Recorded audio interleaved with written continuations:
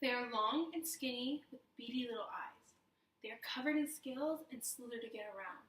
They have sharp fangs that threaten to bite you at the slightest of movement, ready to attack. What is this vicious thing I'm describing? A snake. The possibility of a snake being allowed in your child's classroom should frighten you because of the consequences it will have on your child. Alex's snake should not be allowed in the classroom, as it will reduce the level of education for other students. As a parent of one of these students who has their best interest in mind, I believe my opinion should be taken with some weight.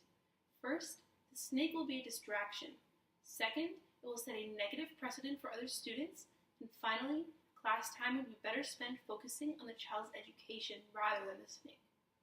To start, having a snake in the classroom will be a distraction for other students. Even though Alex is comfortable around his snake, this may not be true for other children in the class. It is entirely possible that some may be scared of it. The fear of snakes is one of the most common in the world, especially among young children. While the snake may reduce anxiety in one student, it can also increase anxiety in a number of other students. Additionally, this potentially terrifying animal is not kept in a cage during class time and is free to roam around the room as it pleases. This is especially harmful to students who may be scared of the snake and will also detract from their learning experience. Time that was originally spent helping students will now be spent taking care of the snake and its whereabouts. We cannot forget that the students should be the number one priority of the school. I've just informed you why the snake will be a distraction, so now let's talk about the precedent it will set for other students. Children will now be free to bring any animal they want to class. If one student is allowed to bring their pet to school, then it would be unfair to tell other students they cannot. With this mindset, class will become less like an educational environment and more like a zoo. It is inevitable that the snake is only the beginning, and with more animals in class, the more distractions that will exist. This is especially worrisome for children who are scared of animals, as their environment will continuously get worse. Also, allowing children to bring their pets to class has the potential of isolating those who do not own one.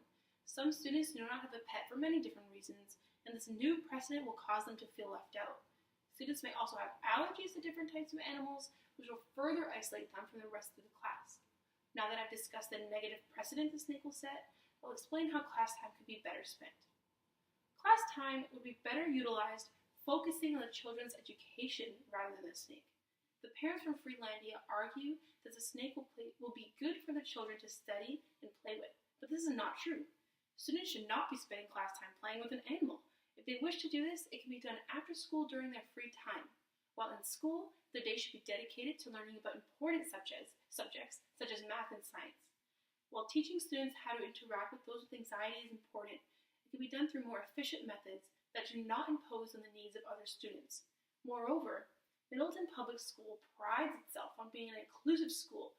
However, the introduction of the snake would further ostracize its new students, such as my child. These students have already been struggling to adjust to the new school environment, and having a snake slithering around the classroom is an extreme that they are not used to. Having an animal included in their learning experience will continue to make this transition difficult. Today, I first discussed why the snake will be a distraction to students. Next, I explained how it will set a negative precedent, and finally, I illustrated why class time would be better spent focusing on education. Alex's snake should not be allowed in the classroom, as it will reduce the level of education for other students. While it is important that Alex's needs as a student are taken care of, they cannot be at the expense of other students. Every child should have an equal education in order to set them up for a bright future. In order for this to be true, the snake cannot be allowed in the classroom. Thank you.